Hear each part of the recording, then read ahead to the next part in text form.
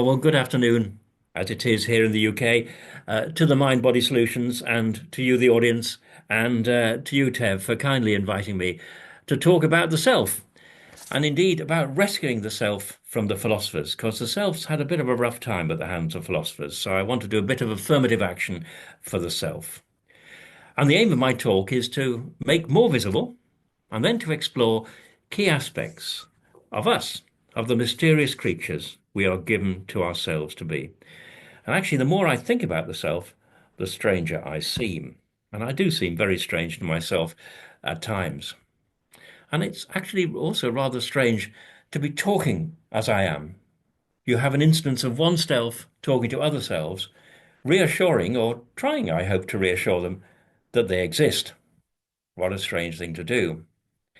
But what I want is to see what remains of the self after you set aside or deny yourself the use of terms such as spirit, soul, or ghost. Restore what I call the humiliated self. Apologies for the pun, the explanation will come shortly. Restore the humiliated self to the point where it can be a person, can be the bearer of biography, and most importantly, a moral agent. I want to, another pun coming up, to exhume the self. Here's the man, my first witness. I've called him Mr. McBundle. He's a Scot, hence the muck, but he also supports the so-called bundle theory of the self. And he really is possibly my most important target in this talk.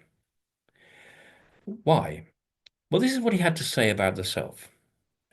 I won't try a Scottish accent, but this is what he said.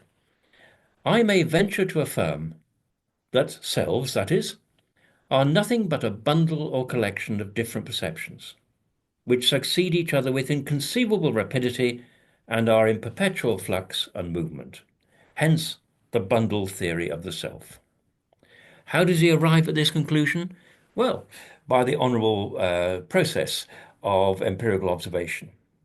He says, there are some philosophers who imagine we are every moment intimately conscious of what we call ourself. But for my part, when I enter most intimately into what I call myself, I always stumble on some particular perception or other of heat or cold, light or shade, love or hatred, pain or pleasure.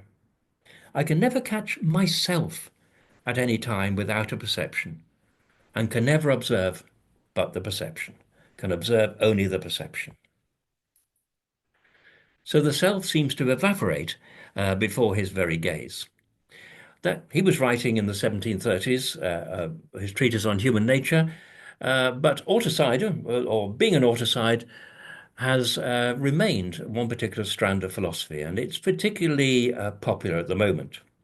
And I just mentioned three leading figures who've talked about the self in the 21st century. Galen Strawson, who offers us the pearl necklace self, Daniel Dennett, who offers the narrative center of gravity of self, and Thomas Metzinger, who beats the other two and talks about the no-one self. So let's talk about Galen Strawson, this man who doesn't think he has much in the way of a self. He says we don't have a self, we just have loads of selves. Many selves exist, not simultaneously, but one after the other, like pearls on a string. Yes, there is a mental self, but only at a given moment of consciousness. And in humans, it exists for a short period of time, just a few seconds. So that's the pearl necklace self. Then there's Daniel Dennett, who thinks of the self as an imaginary construct. Imaginary construct like the notion of the center of gravity. And you may recall that a center of gravity, as Dennett explains, isn't a thing. It's not an atom or a subatomic particle or any other physical item in the world. It has no mass, it has no color, it has no physical properties at all, except for spatio-temporal location. It is a purely abstract object. It is, he says, if you like, a theorist's fiction. It's not one of the real things in the universe, in addition to the atoms. Likewise, the self isn't anything additional to the stories we tell about ourselves. And then finally, there's Thomas Metzinger. No one, he said, ever was or had a self. So he's clearly the man who is no one. All that ever existed were conscious self-models that could not be recognized as models. They're just models, but we don't recognize they're models. They're things effectively we construct. The phenomenal self is not a thing, but a process. So he's a bit like Hume, he's a bit like Galen Strawson, seeing that the self is just a succession of mental contents, if you like. And that's from Being No One, the Self-Model Theory of Subjectivity.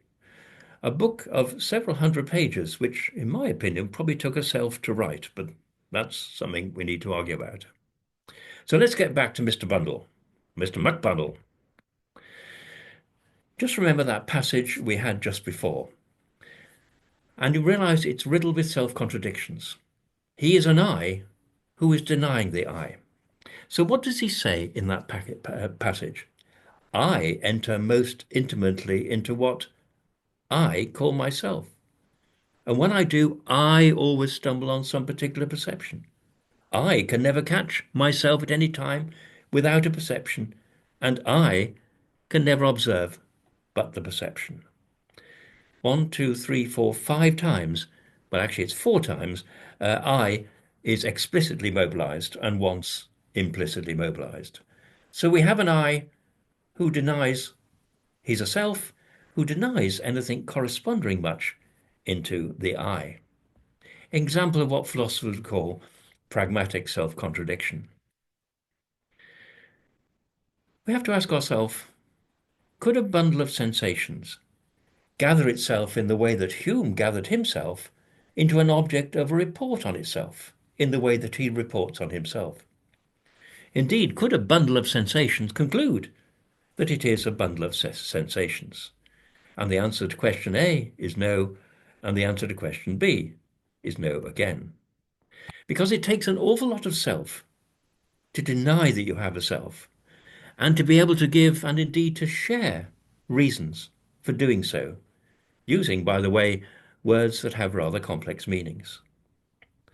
So it's obvious there's much more to Mr. Hume's self than what is revealed to him by introspection, than the bundle of sensations that he picks out when he thinks about himself. It seems as if basically it's a slam dunk. Clearly all of those characters, Strawson, Dennett, Metzinger, Hume, are all contradicting themselves by denying they have selves. So why do we bother with Hume and indeed the post-Humean autosides? Well, actually, they're quite useful. Wrong ideas in philosophy are often very useful because, by contrast, they enable you perhaps to see the right ideas. Certainly, these characters seem to create a standpoint from which it's possible, by default, to see what the self actually is. Most importantly, it helps to make visible the rich mystery of the self as something that is impossible to dissolve in the natural material world. And if we're going to rescue the self, we need to think a little bit harder about it. We need to look a little bit harder at it, not in the way that Hume did, but in different ways. The road to rescuing the self is observing its deeply connected multiplicity, which goes way beyond the connected multiplicity of pearls on a string. So what sort of sources of coherence does the self have? Well, there is internal coherence, unity at a time. I'll say something about that. There's unity over time, which is another dimension of internal coherence. There is the coherence of those standing states of ourselves, and I'll give an example of a few.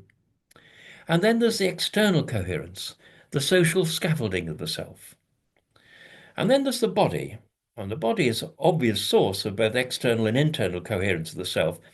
But I've got to be a little careful here, because some people would like to reduce the self and the continuity of the self to the body and the continuity of the body. And that would be very disappointing indeed. And then there's, of course, our sense of ourselves as agents. So let's talk about the internal unity of the self at a given time. the multiplicity and unity of the conscious moment. Think how sensations and perceptions from one modality add up to a field. I can look out the window at the moment, I look past the daffodils, I look at the trees, I see the sky, see a bird flying across. All of those belong to a unity. I don't just see them in succession, they are co-present.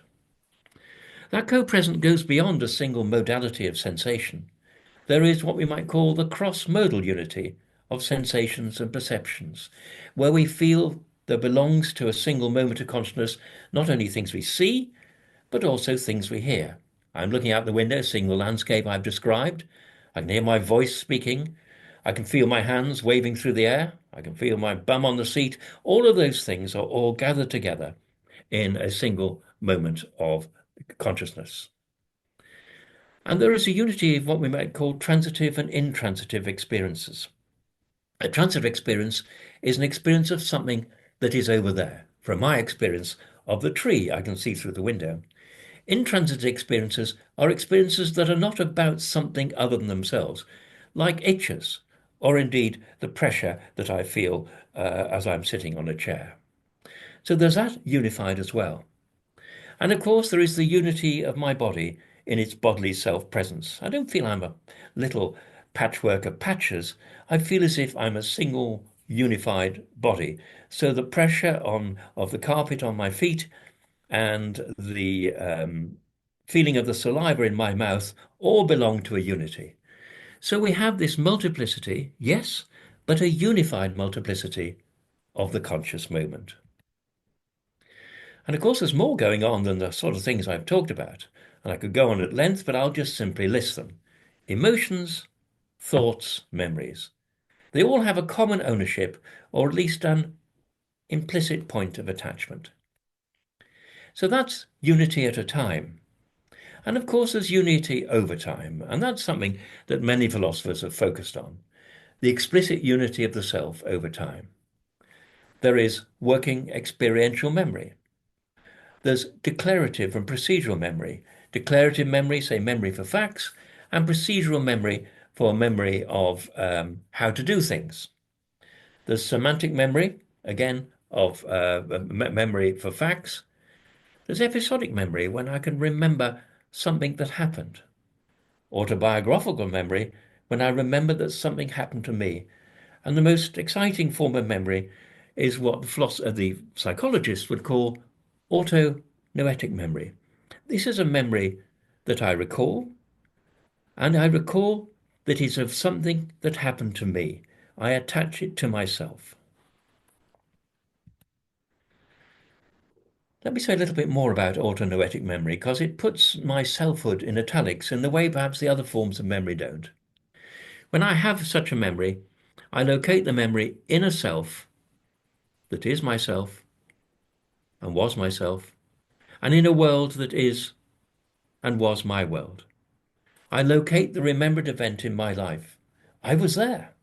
So if I just think about something quite banal, like having lunch 2 hours ago, I can recall myself sitting there, and the person who's sitting there at that table having those experiences is the same person as the person who's now hearing himself talking to you. And in fact, autonoetic memory has triple intentionality. Now, intentionality is the property of aboutness of experiences. But when I have an autonoetic memory, I have the original experience of the events, the experiences I had when I was sitting down to eat.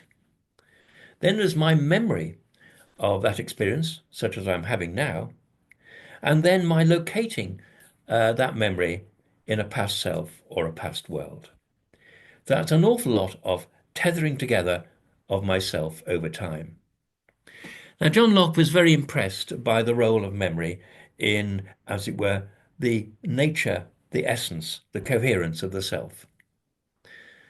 The trouble is, as he admitted this, continuity of memory seemed a vulnerable basis for oneself. One forgets things. In fact, he even felt that the self was limited by forgetfulness. If, for example, I performed a crime 25 years ago and now I've completely forgotten it, he could say we could no longer be held responsible for it. Rather convenient, you might think. But the truth is, I can forget what I did, and yet it's still I who did it. And Thomas Reid gives a very interesting counterexample. He thinks about a young lad who steals some apples from an orchard and gets beaten, as they would do in those days, for this act of theft.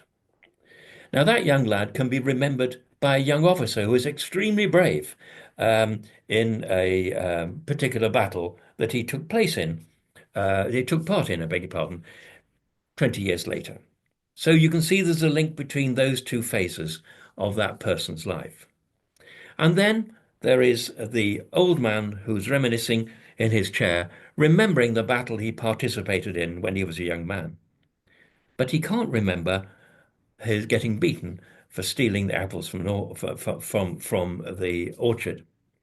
But there's nonetheless a kind of continuity because A is linked with B and B is linked with C. So there's a transitivity between, let's say, the original experience and the later experience, the original experience of the young boy and the later experience of the old man. And a philosopher writing largely towards the end of the 20th century, Grice, felt this was very much a clue to our nature as being selves. He believed in overlap, and he put it rather technically. He said each total temporary state of a self, me at this moment, contains an element, a remembered experience, shared by the preceding total temporary state, say me an hour before. But this won't be true of the total temporary state of different selves. So I will remember my memories, but you won't remember my memories. So that differentiates us. Oh, there we go. And he felt that basically it was that continuity through overlapping threads that secured our continuity, unity as a self. In other words, he picked up on what Thomas Reid said and said, yes, of course, the old man is the same as the young boy, because the old man remembers the brave soldier who in turn remembers the young boy he once was. So we get a continuity through overlapping threads. I don't find that totally reassuring, because am I, as an old man, really a load of old or aging rope? It sounds a bit too bundly for me. And what's more, that which overlaps in me reaches past the point of overlap. There are backwards and forwards connectedness. There is co-presence of now and then in implicit and explicit sense.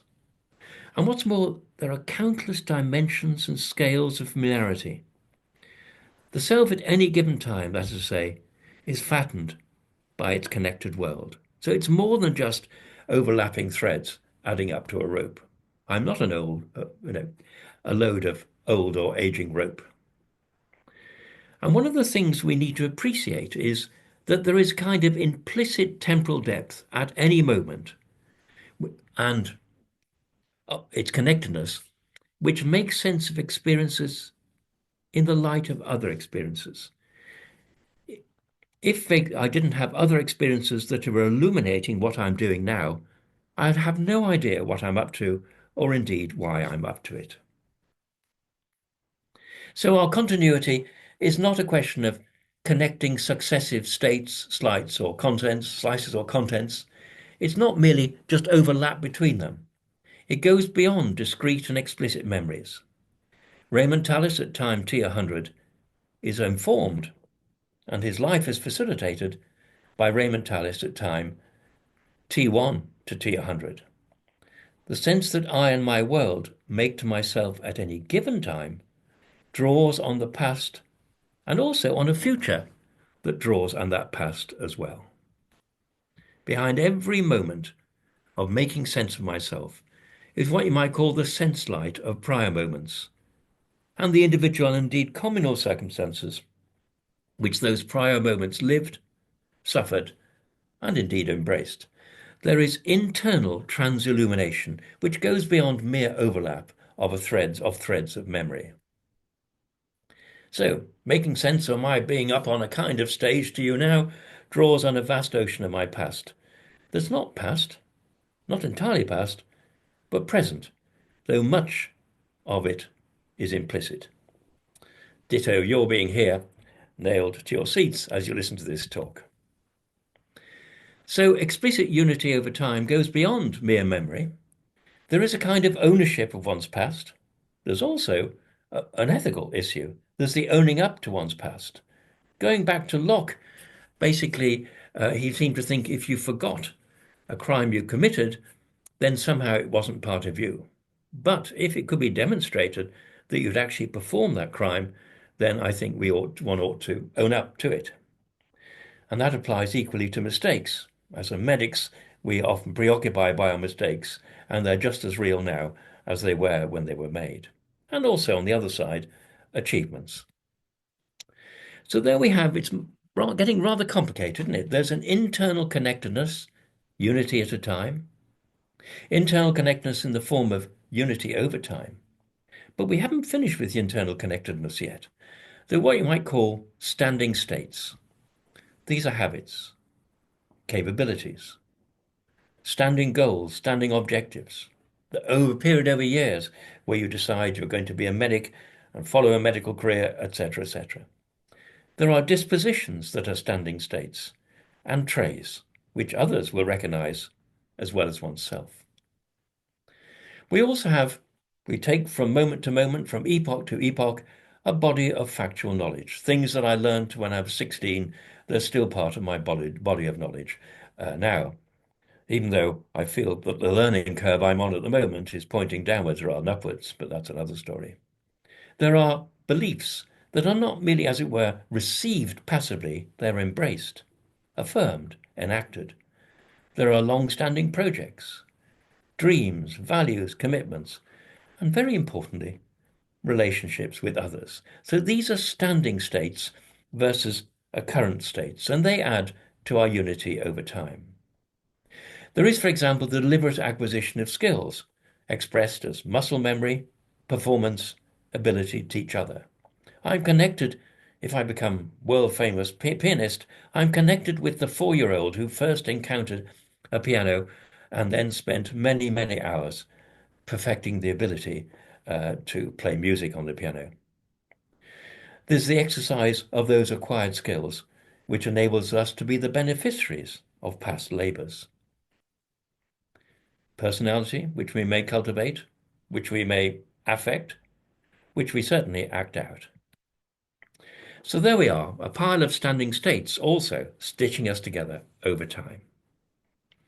So they're the internal sources of our coherence that makes us much more than pearls on a string or just a trickle of perceptions. What about external support? The so-called social scaffolding of the self.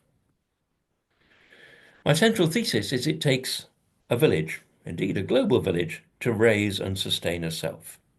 But this doesn't mean, however, we dissolve into a community of minds, and I'll come back to that in due course. But our social scaffolding lies in our roles, our rights, our duties, professed beliefs that we explicitly share with others, professed convictions, commitments, relationship to institutions, the hospital I worked in for 20, 30 odd years. And indeed, work is central to our continuing identity. Nietzsche described man as the promising animal, and he didn't mean that we were full of promise. What it meant was we made promises. And that is where we commit our future. So I'm going to say to Tev, yes, I'm very happy to give a talk in 3 or 4 weeks' time.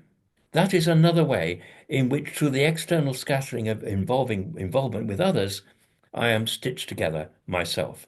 That fortnight or a year's time or whatever is part of my sustained, explicit, extended continuity.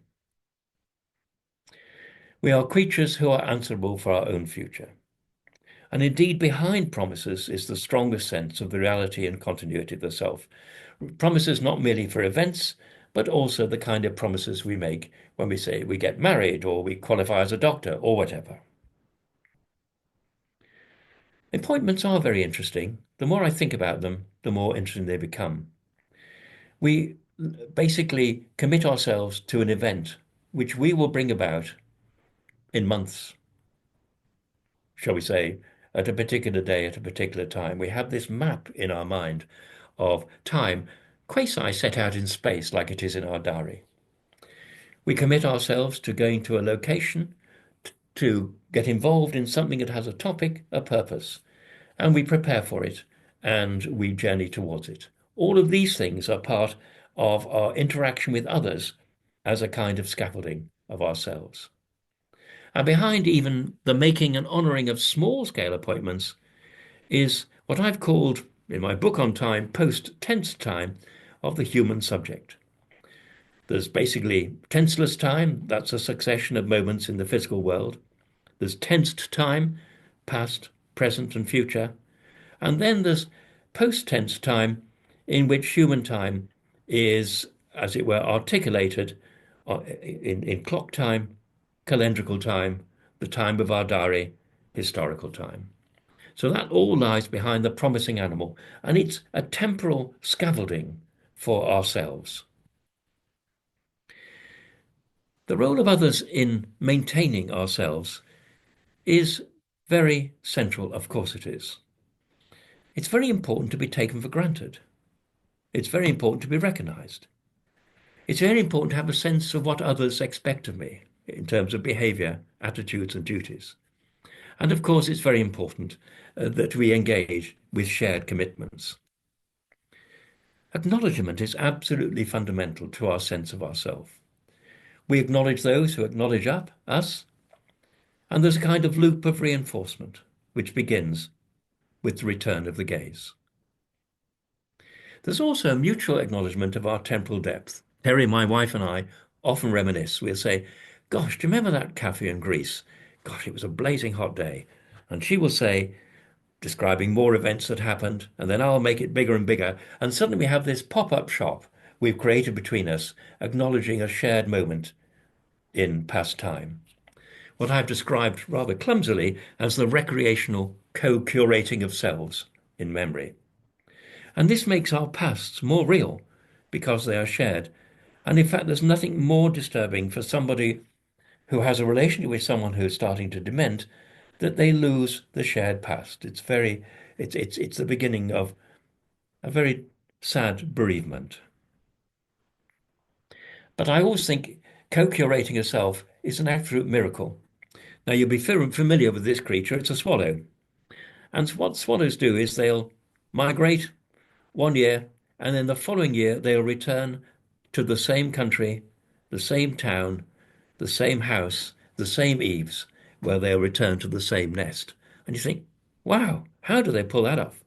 Well, what about, as it were, co-curating the self when we say, do you remember such and such? Do you remember that cafe in Greece? And I'm talking about something 10 years ago, and I'm looking through intervening hundreds and hundreds of thousands of experiences, and we both land on the same spot. That's a fantastic affirmation and existential support for one's sense of self. And enduring relationships, of course, depend on a shared present, shared projects, shared concerns and commitments, but also a shared past, episodic memories and presupposed memories, shared futures, and hanging together as a result, courtesy of those with whom we hang out. They hold us together just as we hold them together. So it's important to be taken for granted, to be recognised. So that, for example, when I go home and open the front door, Terry, my wife, doesn't call the police because I'm taken for granted. Of course I come to the house.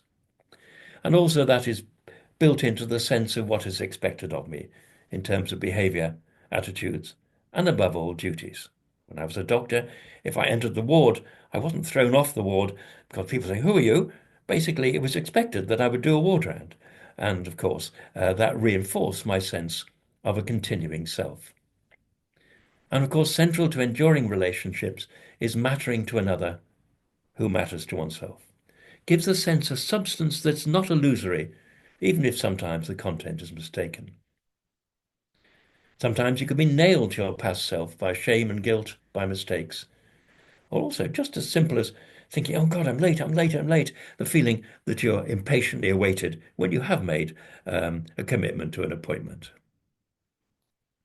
And then there's the literal scaffolding of possessions. I'm rather aware of this. We moved house not so long ago, and I was very much haunted by what Nietzsche said is that we are possessed by our possessions. Well, yes and no, Freddie. We are also affirmed by our possessions. You know, don't touch that, don't touch me. Our habitat is like many layered clothes of ourself. It is the inner parish or the inner circuit of a very familiar world. And then there's other things that reinforce our sense of self, of being an entity that has that thisness of identity, such as having our papers in order. There are a million mirrors in which we're reflected, in which we are affirmed as that person who is this person.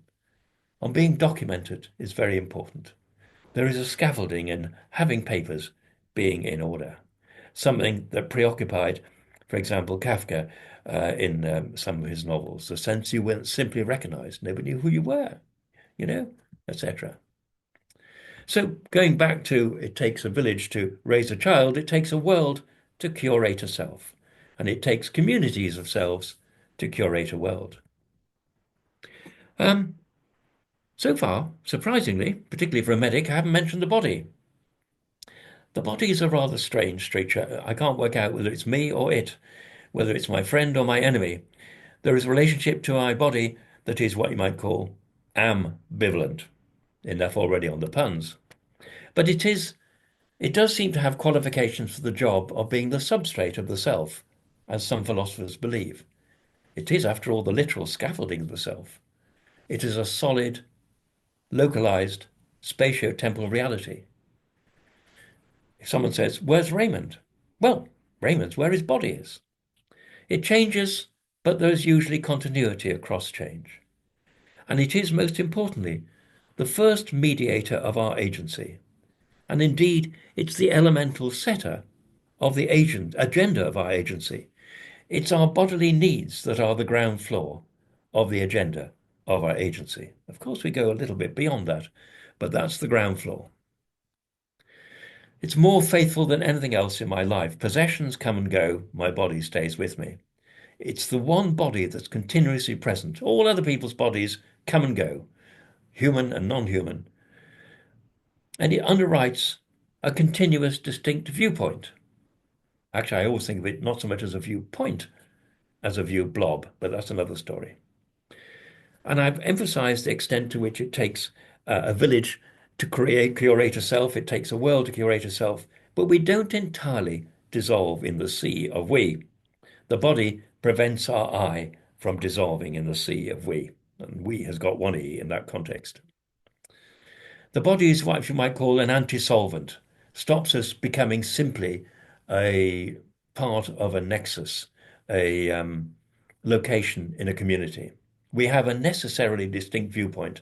At the moment, I am obliged to have a viewpoint which reveals to me the city of Chester. That's because that's where my body is. It underpins a unique personal history, and that insulates our individual narratives from those of others. There is what you might call the non-fungibility of experiences. Your toothache couldn't become my toothache, or vice versa. And I am where my body is. Has the speaker turned up? Oh, well, his body has. My presence to you ultimately depends on the direct, or in this case, courtesy of computers, the mediated proximity of our bodies. It is the ultimate underpinning of the community of minds. Some people are so persuaded, impressed by the body, they say, actually, we are our bodies. This is a view on the self called animalism. But of course, animalism cannot accommodate disembodied experiences, the sort of memories I've been talking about, the thoughts I'm having, forward-looking emotions that are central to selfhood. You can't locate those in the body. Some people might locate them in the brain, but I'm not too sure you can locate them in the body in the way that, for example, my spleen is located in my body. There is a dissociation of the self from the body. Much of the time we're wool gathering, and our agenda at any given moment isn't comprehensible in bodily terms. What's more, the self I've talked about is tensed. It draws on the past and points to the future, but my body is tenseless. My kidney is totally innocent at time t10 of time t8 and time t12. And of course, the body cannot fully account for the communal aspects of the self, that part of the self that, for example, can only be understood in terms of relationships or institutions, duties, and so on. There's also the fact that my body is incompletely colonized by experience or by knowledge. What my body gets up to without my knowledge is endless. There's a distance between its V, vita, and my C, curriculum. There's a fundamental divergence between the it being of my body and the am being of myself. So much of my body is an impersonal it rather than a personal I. And people sort of say, I knew something like the back of my hand, but I bet if you put my hand, the back of my hand, in a row of hands in an identity parade, I wouldn't be able to recognize it. And I certainly wouldn't be able to recognize my brain or my spleen. So the problem with animalism is really it doesn't address the challenge of incarnational humanism. Our embodiment is incomplete. I am, and I'm not my body. But that said, the body helps to underwrite the unity, continuity, and the reality of the self. It's absolutely necessary for my being recognized. So when I arrive at my house, my wife opens the door, she recognizes who I am and doesn't call for the police thinking I'm a burglar or whatever. But there's also the problem of scale. I mean, what is my body? Well, it's a continuous blob of flesh. It's a one. It's a sort of smorgasbord of giblets. It's a nexus of guided juices. Oh, by the way, it's a trillion cells. Oh, and it's trillion atoms. And we need a privileged scale to define the mode of identification of the it of the body with the I of the self. And we don't have that privileged scale. So mapping the one onto the other isn't something that we can complete. Because there are no scales in nature, never mind privileged ones, the natural world is neither full of things the size of mountains or full of things the size of atoms. It depends on the scale of observation. So we cannot rely on the body operating at a self scale of attention in order to underpin, I beg your pardon, a self. So there we are, unity at a time, unity over time, standing states within our consciousness, the social scaffolding of the self, courtesy of the others, this external, internal source of coherence, the body. And then, of course, we have agency. Being a self is not a bundle of perceptions, because being a self is not just a spectator sport. Action is self-affirmation, self-embracing. Action is amming, especially where the action is effortful, pushing and shoving, which puts the self in italics. Action is rooted in long-term projects, depending, for example, on skills acquired in the past. It's temporally deep self-affirmation. Our days are shaped by the agency of previous days. Our present realizes our past. And agency is nested. It draws on many aspects of the self at many levels. Think of running for a bus, to catch a train, to catch a plane, in order to travel to a destination that's defined by what you intend to do on arrival. And what you do on arrival makes sense that draws on many connected aspects of what one is. And there is the conversion with the agency of others at one's destination. Eventually I arrive and I meet someone in order that we can have the discussion we've been planning to have, or whatever. You can't separate selfhood from agency. As I say, being a self is not a spectator sport. Being Raymond Tallis is in part doing Raymond Tallis. I am. And am's a funny verb. It's not passive and it's not active. It's what the Greeks would call middle voice. But somehow you feel amming is something rather positive. It puts Raymond Tallis in italics. And of course, all the effort of agency reinforces the self. even if it's rather pleasant as you're puffing and panting up a hill. But I don't want to go too far. I don't want to embrace the views of the German philosopher Fichte and say that the ego is entirely ago, that the I is entirely I do. No, but doing is central to the being of a self. So there we are. These are the sources of coherence. This is the self when it's been rescued from those who would want to reduce it to a bundle of sensations or whatever. Sorted? But I'm sorry to say, but take heart, lands in sight, not so fast. There are disunities in the ever-present, temporally extended, bodily underpinned unity. We are multiple. There are fundamental changes between the beginning and the end. We are inconstant, and we are discontinuous. What about the changes between the beginning and the end? What about inconstancy? What about discontinuity? Well, this is how I looked in June 1946. And by the way, that's not a selfie. And this is how I will look in, who knows when. So I'm 78 now, so it's not going to be very long. But this is not a selfie either. But you can see there's a rather dramatic change between the beginning and the end. What's more, beyond that, things that mattered once no longer matter. Having said that, the transition from mattering to not mattering has a story we relate to ourselves. And the story can be retrieved by the self. So that inconstancy doesn't undermine the notion of substantive selfhood. What about discontinuity? Well, we have a daily discontinuity. We fall asleep every night.